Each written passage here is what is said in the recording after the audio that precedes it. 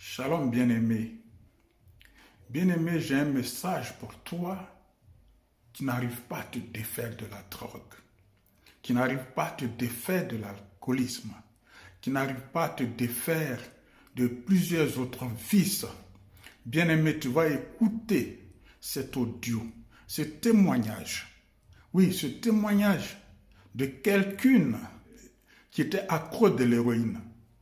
Bien-aimé, tu vas écouter cet audio. Et après cet audio, je crois et j'ai foi que tu donneras ta vie à Jésus-Christ pour que toi, à ton tour, tu deviens indépendant de toutes ces substances qui te nuisent, qui te retardent dans la vie. Écoute ceci. Je suis née à Paris d'un père algérien et d'une mère française. À l'âge de 15 ans, ma mère a refait sa vie et m'a envoyé vivre chez mon père avec qui les relations ont toujours été difficiles. Je vivais dans un climat violent et malsain. J'ai ainsi commencé à fumer régulièrement du cannabis pour combler mon mal-être. Un jour, mon père, sous l'emprise de l'alcool, a menacé de me tuer. Et je savais qu'il en était capable, je me suis donc enfuie et me suis retrouvée livrée à moi-même. Le deal de drogue et les consommations étaient devenus mon quotidien. À 17 ans, je suis sortie des squats pour m'installer chez mon nouveau petit ami où je pensais avoir retrouvé une stabilité. Jusqu'au jour où j'ai fait l'erreur de toucher à l'héroïne. Au départ par simple curiosité, mais 2 mois après, j'ai passé à la seringue. Du cambriolage au trafic de drogue, de faux billets, je développais mes business. La rue et ses galères m'ont endurci. Je me croyais invincible, surtout avec mon 8 mm à la ceinture. Au fur et à mesure, je perdais le contrôle, je m'enfonçais et vivais de plus en plus dans le mensonge. Tout ce qui comptait à présent, c'était ma dose. J'ai bien essayé plusieurs fois de décrocher à l'aide de médicaments. Je suis même partie en cure de désintoxication et en post-cure. Quelques mois plus tard, je suis ressortie clean et persuadée que j'avais repris ma vie en main. Mais là encore, j'ai replongé. Désespérée, je me suis levée cette nuit avec l'intention d'en finir. Oui, d'en finir avec ma vie. Je pensais ne jamais m'en sortir. Je me suis injecté une forte dose d'héroïne, pensant partir ainsi. Mais j'ai repris connaissance. Du coup, j'ai attrapé la bouteille d'eau de Javel et me suis fait une autre injection. Je vous épargnerai les autres détails. Je me suis réveillée 1 mois plus tard en réanimation, branchée de partout, opérée à cœur ouvert, après une grosse hémorragie du cœur et de longs arrêts cardiaques.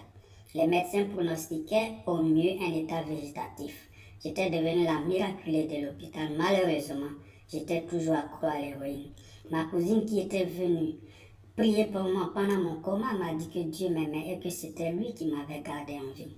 Mais je n'y croyais pas. Je ne voulais même pas l'accompagner à l'église jusqu'au jour où elle m'invite à un rassemblement chrétien. Mais cette fois en Hollande, j'acceptais dans le seul but de me réapprovisionner en cannabis. Arrivé en Hollande, je discutais avec un ami de ma cousine. Je lui dis qu'il perdait son temps à croire au concept de Dieu, inventé pour les faibles qui ne voulaient pas affronter la vraie vie. En fait, il me faisait un peu pitié, même si c'était moi la droguée. Et pour moi, c'était lui le drogué.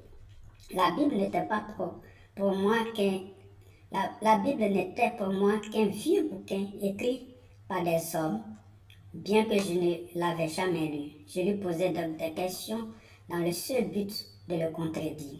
Mais à 2 reprises, alors qu'il me lisait un passage de ce livre, j'ai senti un truc bizarre au niveau du cœur, comme un point.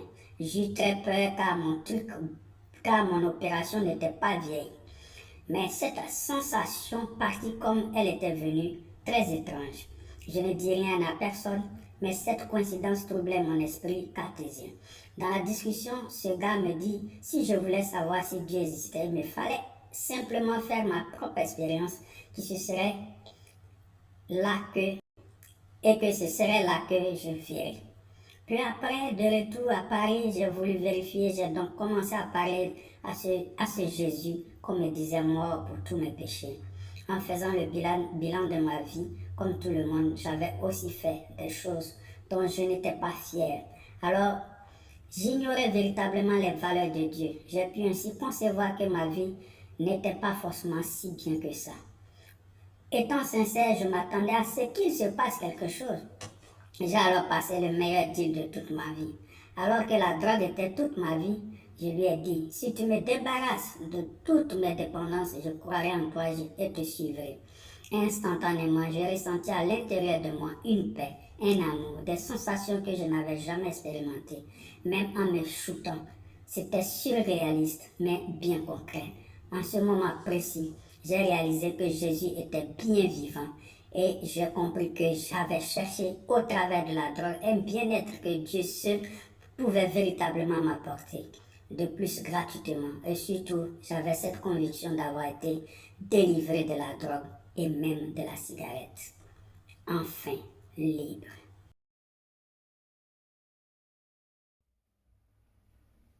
Bien-aimé, après ce témoignage, j'ose croire que tu ne vas plus te laisser malmener, maltraiter par l'alcool, par la drogue, par tout ce qui est substance illicite qui ne font que nuire à ta vie.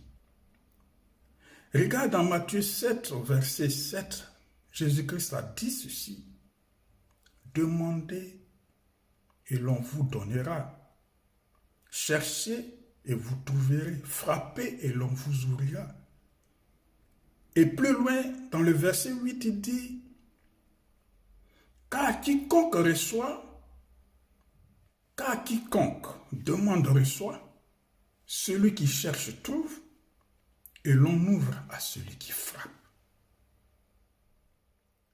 Bien-aimé, moi je te dis, Jésus-Christ, là en ce moment où tu entends ce message, Jésus-Christ frappe à ta porte. À toi d'ouvrir ton cœur.